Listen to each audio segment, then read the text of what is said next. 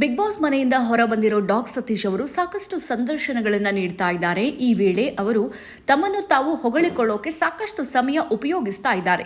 ಅವರು ಹೇಳೋದ್ರಲ್ಲಿ ಅರ್ಧಕ್ಕೆ ಅರ್ಧ ಸುಳ್ಳು ಎಂಬುದು ಸೋಷಿಯಲ್ ಮೀಡಿಯಾ ಬಳಕೆದಾರರಿಗೆ ತಿಳಿತಾ ಇದೆ. ಹೀಗಿರುವಾಗಲೇ ಅವರು ಗಿಲ್ಲಿಗೆ ಅವಾಚ್ಯ ಶಬ್ದ ಬಳಕೆ ಮಾಡಿದ್ದಾರೆ. ಈ ಸಂದರ್ಭದ ವಿಡಿಯೋ ಒಂದು ವೈರಲ್ ಆಗಿದೆ. ಬಿಗ್ ಬಾಸ್ ಮನೆಯಲ್ಲಿ ಇರುವ ಗಿಲ್ಲಿ ನಟ ಅವರು ಅಲ್ಲಿರುವ ಸ್ಪರ್ಧಿಗಳನ್ನ ಗೋಳು ಹೊಯ್ದುಕೊಳ್ತಿದ್ದಾರೆ.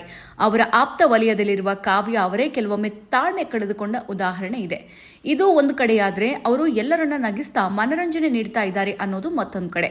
ಈಗ ಅವರ ಬಗ್ಗೆ ಸತೀಶ್ ನಾಲಿಗೆ ಹರಿಬಿಟ್ಟಿದ್ದಾರೆ. ಒಂದು ಸಂದರ್ಶನದಲ್ಲಿ ಸತೀಶ್ ಮಾತನಾಡಿದ್ದಾರೆ, ನಾನು ಬಿಗ್ ಬಾಸ್ ಮನೆಗೆ 3 ದಿನ ಹೋದ್ರೆ ಗಿಲ್ಲಿಗೆ ಅವಮಾನ ಮಾಡೋಕೆ ಹೋಗ್ತೀನಿ. ಗಿಲ್ಲಿ ತುಂಬಾ ಕಚಡ, ಯಾರೇ ಹೋದ್ರೂ ಅವನನ್ನ ಲೋಫರ್ ಅಂತ ಹೇಳ್ತಾರೆ. ಚೀಪ್ ಕ್ಯಾರೆಕ್ಟರ್ ಬುದ್ಧಿ ಎಂದಿದ್ದಾರೆ ಸತೀಶ್ ಅವರು ಬಿಗ್ ಬಾಸ್ ಸ್ಪರ್ಧಿಗಳಿಗಾಗಿ ಒಂದು ಪಾರ್ಟಿ ಆಯೋಜನೆ ಮಾಡ್ತಾರಂತೆ. ಇದಕ್ಕೆ ಅವರು ಈ ಬಾರಿ ಮೊದಲು ಹೊರಹೋದ ಆರ್ಜೆ ಅಮಿತ್ ಹಾಗೂ ಗಿಲ್ಲಿಯನ್ನ ಕರೆಯೋದಿಲ್ವಂತೆ.